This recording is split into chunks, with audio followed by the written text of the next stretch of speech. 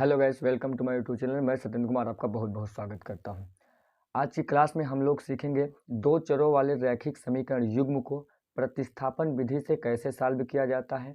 ये एकदम बेसिक है, आपको आनी ही चाहिए अगर बोर्ड पेपर की तैयारी कर रहे हैं। और एकदम सिंपल तरीके से आपको समझाएंगे, एक एक डाउट इस विधि का आपका क्लियर हो जाएगा। वीडियो को बहुत बड़ा ना करते हुए चलिए वीडियो को स्टार्ट करते हैं। जैसे हमारे पास समीकरण आपको दिए गए हैं, इस टाइप के दो चर वाले रैखिक समीकरण होते हैं। रैखिक समीकरण युग्म का मतलब होता है दो समीकरण आपको दिए जाएंगे। दो चर का मतलब है x और y दो रहेंगे। एक चर में अगर समीकरण होता तो उसमें केवल एक चर होता, x है तो x ही x रहता, y है तो y y रहता। इसमें दोनों है। किस विधि का उपयोग करेंगे इनको सॉल्व करने के लिए? सब्स्टिट्यूशन मेथड यानी कि प्रतिस्थापन विधि।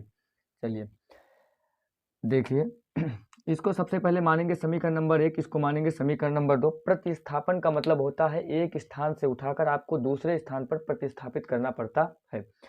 आप चाहे समीकरण 1 से और या फिर समीकरण 2 से मान निकाल के, अगर आप 1 से समीकरण से मान निकाल रहे हैं तो 2 में रखना है, अगर 2 से निकाल रहे हैं तो 1 में रखना है। इतना आपको याद रखना है। देखिए इस सवाल को सॉल्व करते हैं।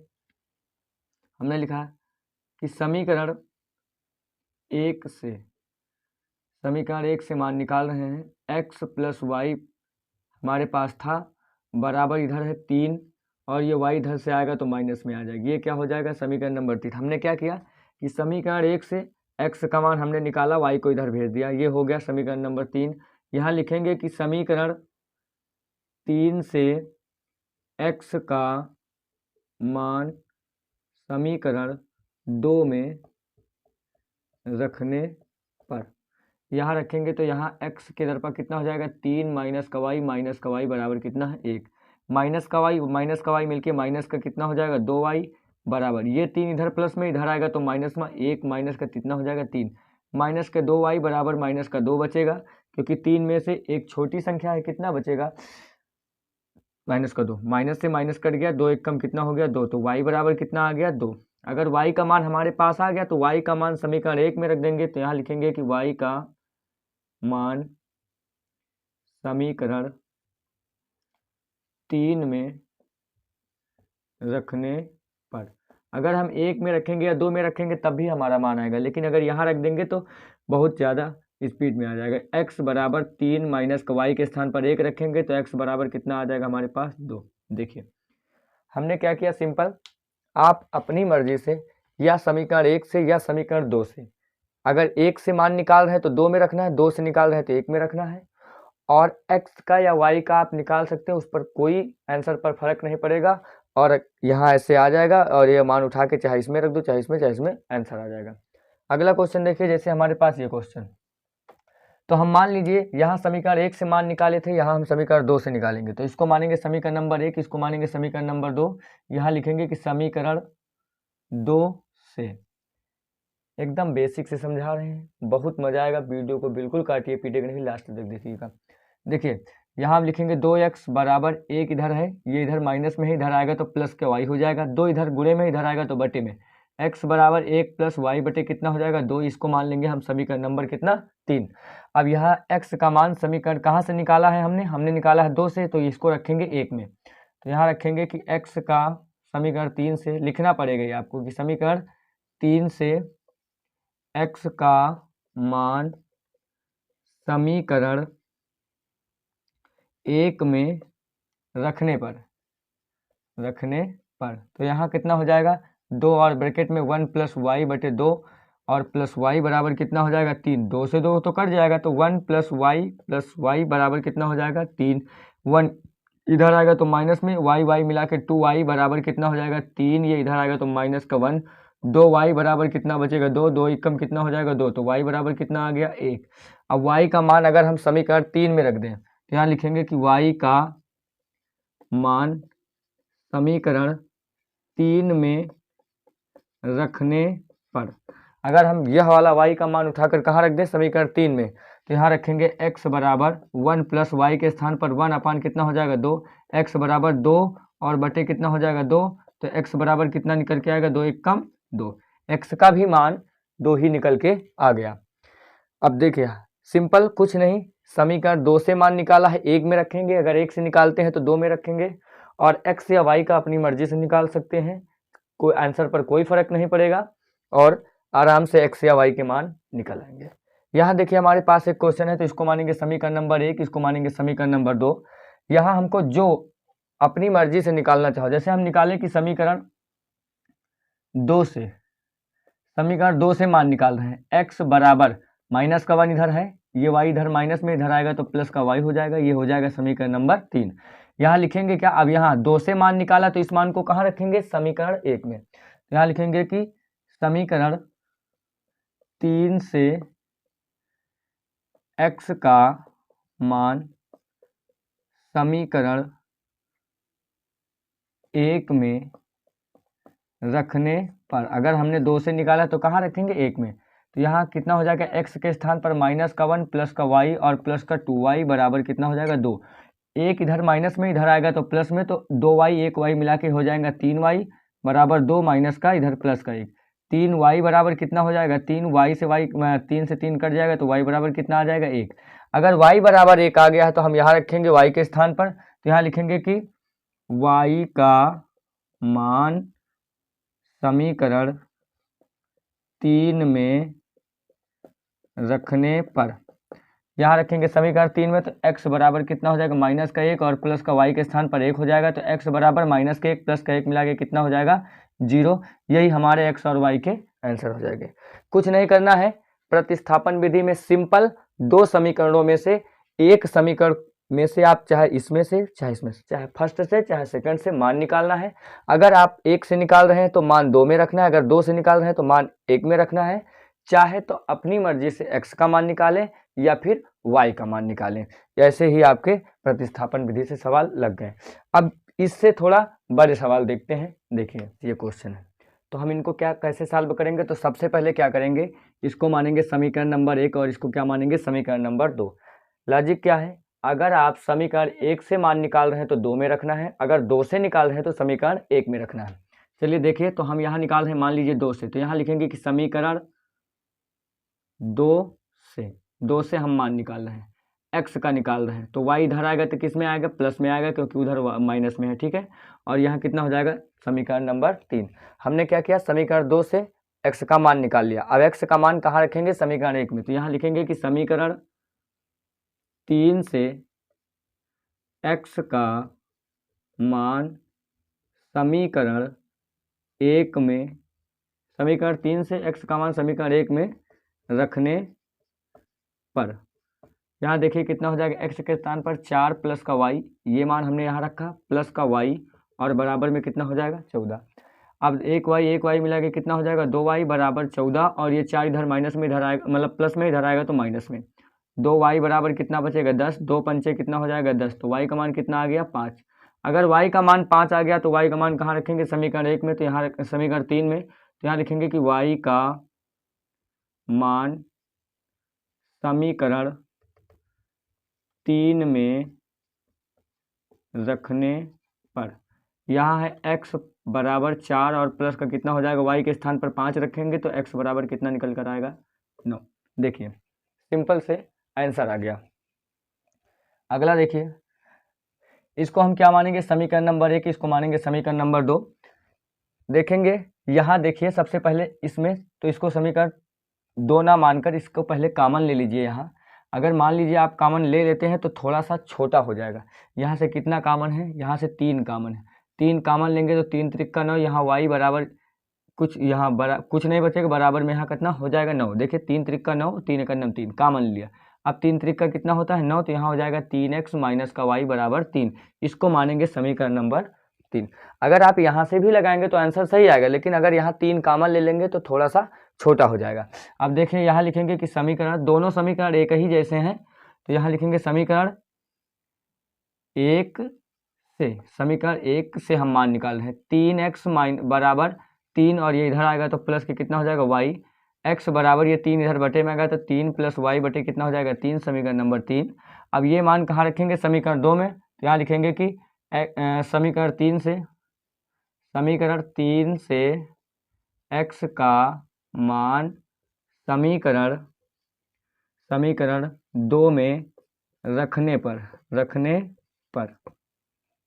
तो तो यहाँ रखिए, तो यहाँ कितना हो जाएगा 3 और ब्रैकेट में 3 प्लस का वाई बटे 3 बराबर में कितना हो जाएगा, माइनस का 3 होगा, और बराबर में कितना हो जाएगा 3, 3 से 3 कट गया, तो 3 प्लस का वाई माइनस का वाई बराबर कितना आएगा 3, वाई से वाई माइनस प्लस में कट जाएगा, 3 बराबर कितना आएगा 3। यहाँ तो कोई सोल्यूशन ही नहीं निकला, यहाँ 3 बराबर 3 आ गया, कोई भी ना तो एक्स का मान निकला ना तो वाई का, लेकिन आंसर आपका गलत नहीं है, आंसर सही है। इससे पहले वाली वीडियो में हमने बात किया था प्रतिच्छेदी रेखा, समांतर रेखा, संपाती रेखा। तो जब मान बराबर आते हैं, जब a1 बटे a2 बराबर b1 बटे b2 बराबर c1 बटे c2 के आता है, तो वो क्या होती हैं, संपाती रेखाएं। तो ये हमारा आंसर सही है। यहाँ कैसी रेखाएं होंगी, संपाती, यहाँ पर कैसी रेखाएं होंगी, संपाती रेखाएं होंगी, और ये हमारा क्या है, सही है, क्योंकि 3 बराबर 3 होता है, यहाँ पर एक्स वाई और के मान नहीं फाइंड कर सकते, इसलिए इसका आंसर यही हमारा हो जाएगा कि ये दोनों सही हैं, अतः यह एकदम करेक्ट है, 3 बराबर 3 होता है। देखिए इस क्वेश्चन में क्या करेंगे, सबसे पहले समीकरण नंबर 1 मानेंगे, इसको मानेंगे समीकरण नंबर 2।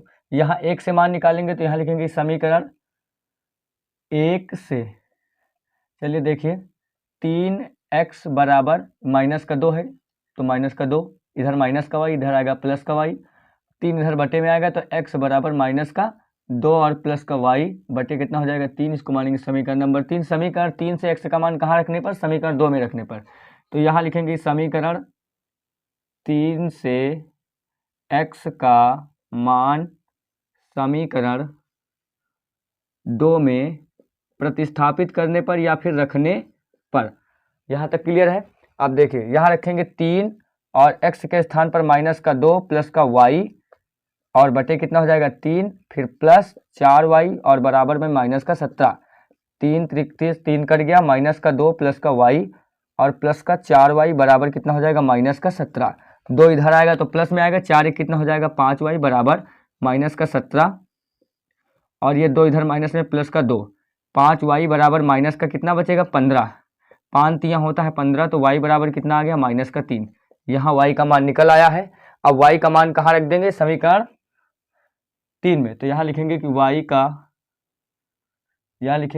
का मान समीकरण 3 में रखने पर, तो यहाँ रखेंगे कितना हो जाएगा x बराबर माइनस का 2 और माइनस का 3, y के स्थान पर माइनस का 3 हो जाएगा बटे 3, x बराबर माइनस का 3 और माइनस का 2 माइनस का 3 मिला के माइनस का 5 और बटे कितना हो जाएगा 3, यही आपका क्या हो जाएगा, आंसर हो जाएगा। देखिए सिंपल तरीके से लग रहे हैं प्रतिस्थापन विधि, सब्स्टिट्यूशन मेथड से, और अगर ये लॉजिक आपको आ गया तो आप लेक्चर वाले जितने भी वर्ड प्रॉब्लम वाले सवाल हैं, जितने भी लेक्चर वाले, सब आपसे बहुत ही आसानी से लग जाएंगे। आगे देखिए, जैसे हमारे पास इस टाइप के सवाल हैं तो इनको कैसे लगाएंगे, तो सिंपल लॉजिक है, इसको आप समीकरण नंबर 1 मान लीजिए और इसको क्या मान लीजिए, समीकरण नंबर 2। आप अपनी मर्जी से अगर एक समीकरण 1 से मान निकाल लेंगे तो 2 में रखना है, और अगर 2 से निकालेंगे तो कहाँ रखना है, 1 में। तो हम सिंपल से मान लीजिए हम 2 से निकालते हैं। देखिए आप 1 से निकाल लीजिएगा, आंसर पर कोई फर्क नहीं पड़ेगा। समीकरण 2 से देखिए क्या करते हैं, रूट 3x बराबर, ये इधर आएगा तो प्लस में आएगा, तो रूट कितना हो जाएगा 8y, ठीक है, हो गया यहाँ, और ये इतना ही थोड़ा सा देख लीजिएगा। तो उसके बाद क्या होगा, अब 3 इधर आएगा बटे में, तो x बराबर कितना हो जाएगा under root 3y, under root कितना है 8y और बटे कितना हो जाएगा अंडर रूट 3, ये हो जाएगा हमारा समीकरण नंबर 3। अब यहाँ लिखेंगे कि समीकरण 3 से x का मान समीकरण कहाँ रखने पर, समीकरण 3 से x का मान कहाँ रखने पर, समीकरण 2 में रखने पर। तो यहाँ लिखेंगे कि समीकरण 3 से x का मान समीकरण 1 में रखने पर। बहुत ही आराम से समझिएगा, बहुत ज़्यादा कठिन है, एकदम बेसिक है। अब यहाँ रखेंगे तो कितना हो जाएगा, यहाँ रूट 2 पहले से है और ब्रैकेट में क्या रखेंगे रूट 8y और बटे कितना रूट 3 प्लस का रूट 3y और बराबर में कितना है 0। अब यहाँ देखिए तो रूट यहाँ गुणा कराए तो 8 दूनी कितना हो जाएगा रूट 16y और बटे कितना हो जाएगा रूट 3 और प्लस का रूट 3y, अब बराबर 0। अब इस 3 का यहाँ भी गुणा होगा, इस 3 का यहाँ भी गुणा होगा, तो इस 3 का यहाँ अगर गुणा कराएंगे हम तो यहाँ ये 16 रूट के बाहर निकलेगा 4y बनेगा। अब यहाँ 3 त्रिक 9, 9 रूट के बाहर निकलेगा कितना बनेगा 3 ही तो बनेगा, और बराबर इधर कितना हो जाएगा 0 हो गया। अब देखिए 4 3 कितना होता है, 4 3 होता है 7, 7y बराबर 0, 7 इधर आएगा बटे में तो y बराबर 0/7 और y बराबर कितना आंसर आ गया 0। सबसे पहले यहाँ 3 त्रिक 9, 9 रूट के बाहर निकलेगा 3 बनेगा तो हमने 3 लिखा, 4 3 होता है 7 और 7 इधर आएगा बटे में आएगा क्योंकि इधर गुणे में है तो गुणे से बटे में आया तो 0, 0 से भाग करेंगे कुछ नहीं बचेगा। अब यही y का मान कहाँ रखने पर, y का मान समीकरण 3 में रखने पर, तो यहाँ लिखेंगे y का मान समीकरण 3 में रखने पर या फिर प्रतिस्थापित करने पर, तो यहाँ क्या हो जाएगा, यहाँ तो x बराबर √8 गुणे 0 और बटे कितना हो जाएगा √3, x बराबर 0 से गुणा कराएंगे 0 और 0 से √3 से भाग करेंगे तो ये भी कितना आ जाएगा 0। देखिए देखने में लगता था कि बहुत ही ज़्यादा कठिन है, लेकिन सिंपल तरीके से हमने लगाया और आराम से क्वेश्चन लग गए। अगला क्वेश्चन देखिए, जैसे हमारे पास यहाँ दशमलव वाली संख्या दी गई तो ये कैसे लगेगा। तो सबसे पहले आपको समीकरण को सिंपल से सिंपल बनाने का प्रयास करना है, अगर छोटा सा छोटा बन गया तो आपसे आराम से लग जाएगा। सबसे पहले यहाँ दशमलव लगा है, तो अगर हम दशमलव वाली संख्याओं को सॉल्व करेंगे तो हो सकता है कि हमारा क्वेश्चन थोड़ा सा बड़ा हो जाए। तो सबसे पहले क्या करेंगे कि इनसे दशमलव हटाएंगे। दशमलव हटाने का तरीका क्या है देखिए, तो यहाँ से अगर हम दशमलव हटाएंगे तो 1 0 बढ़ेगा, 1 अंक बाद दशमलव था, यहाँ भी 1 0 बढ़ेगा और यहाँ भी क्या बढ़ेगा 1 0। उसी तरीके से इस वाले समीकरण में देखिए तो यहाँ भी 1 0 बढ़ेगा, यहाँ हटेगा तो 1 0 और यहाँ हटेगा तो 1 0। सबसे पहले हमने क्या किया, दशमलव हटाया तो यहाँ कितना बचा 2x/10 और यहाँ कितना 3y/10 और यहाँ 13/10। और इस समीकरण में देखिए तो 4x/10 और प्लस 5y/10 और यहाँ 2 23 बटे कितना हो जाएगा 10। दोनों हर बराबर है तो लिखेंगे और ऊपर कितना हो जाएगा 2x प्लस का 3y बराबर कितना हो जाएगा 13/10। दोनों में से एक कट जाएंगे तो 2x प्लस का 3y बराबर कितना हो जाएगा 13। इसको मान लेंगे समीकरण नंबर 1। यहाँ देखिए तो दोनों हर फिर बराबर हैं तो 10 लिखेंगे, नीचे नीचे कितना लिखेंगे 10 और यहाँ 4x प्लस के 5y बराबर कितना हो जाएगा 23 बटे कितना हो जाएगा 10। 10 से 10 कट गया तो 4x प्लस के 5y बराबर कितना हो जाएगा 23। समीकरण नंबर 2। हमने क्या किया, सबसे पहले दशमलव हटाया। अब यहाँ देखिए प्लस का निशान, तो दोनों हर जब बेस सेम होते हैं तो दोनों में से एक लिख लिया जाता है, लिख लिया हमने। अब ये दोनों बराबर में नीचे 10 हैं तो दोनों आपस में कट जाएंगे, हमारा सिंपल ये समीकरण बना। सेम वैसे इधर भी करेंगे तो सिंपल समीकरण में बदल गया। अब हमको समीकरण छोटा यह लग रहा तो इसमें से मान निकाल कर यहाँ रखेंगे, आप इसमें से निकाल कर यहाँ रखिएगा, आंसर पर कोई फर्क नहीं पड़ेगा।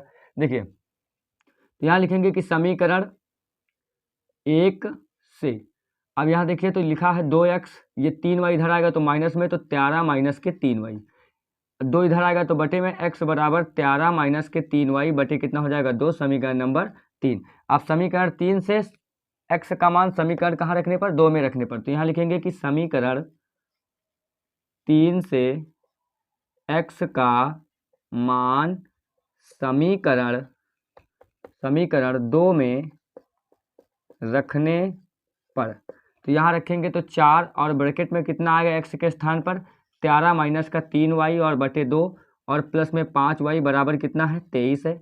2 दूनी कितना होता है 4, 13 दूनी हो इसका 2 दूनी 4, अब यहाँ बचा कितना 2, 13 दूनी कितना हो जाएगा 26 और 3 दूनी 6y प्लस के 5y बराबर कितना हो जाएगा 23। 26 इधर आएगा तो माइनस में, 6 में से 5 जाएगा तो माइनस के y बराबर 23 माइनस के कितना हो जाएगा 26, माइनस का y बराबर कितना आएगा माइनस के 3, y से y कट गया तो मतलब माइनस से माइनस कट गया तो y बराबर कितना आ जाएगा हमारे यहाँ, y बराबर आ जाएगा प्लस का 3। अगर y बराबर प्लस का 3 आया, देखिए 26 इधर प्लस में इधर आएगा तो माइनस में, 23 वहाँ से 26 जाएगा तो माइनस का 3 बचेगा और ये माइनस हो जाएगा प्लस आपस में, तो यहाँ बचा 3। अब यह क्या करेंगे हम यहाँ छोटे से जगह हम निकालते हैं तो यहाँ लिखेंगे कि y का मान समीकरण कहाँ रखने पर 3 में रखने पर, यहाँ समीकरण 3 में y का मान रखेंगे। y का मान कितना आया है 3 आया है, तो यहाँ x बराबर 13 माइनस के 3 गुणे 3 और बटे कितना हो जाएगा 2, 13 माइनस 3 त्रिका 9 बटे कितना हो जाएगा 2, अगर 13 में से 9 जाएगा तो 4 बटे 2 और 2 दूनी कितना होता है 4, तो x बराबर कितना मान निकल के आया है, x बराबर आ गया है हमारे पास 2। यही हमारा क्या हो जाएगा आंसर। आई होप कि आपको प्रतिस्थापन विधि समझ में आ गई होगी। अगर इतने सारे क्वेश्चनों में आपको प्रतिस्थापन विधि समझ में आ गई है तो आप कोई भी क्वेश्चन लगाएंगे प्रतिस्थापन विधि से तो बहुत ही आसान तरीके से लग जाएगा। सिंपल, आपको 2 समीकरण दिए जाएंगे तो दोनों में से आप पहले वाले समीकरण से अगर मान निकाल रहे हैं तो दूसरे में रखना है, और दूसरे से निकाल रहे हैं तो पहले वाले में रखना है, और लास्ट में x या y का मान चाहे जिस समीकरण में रख देंगे कोई फर्क आंसर पर नहीं पड़ेगा। आप y का मान निकाल कर चेक कर सकते हैं, x का मान चेक कर सकते हैं, आंसर पर कोई फर्क नहीं पड़ेगा।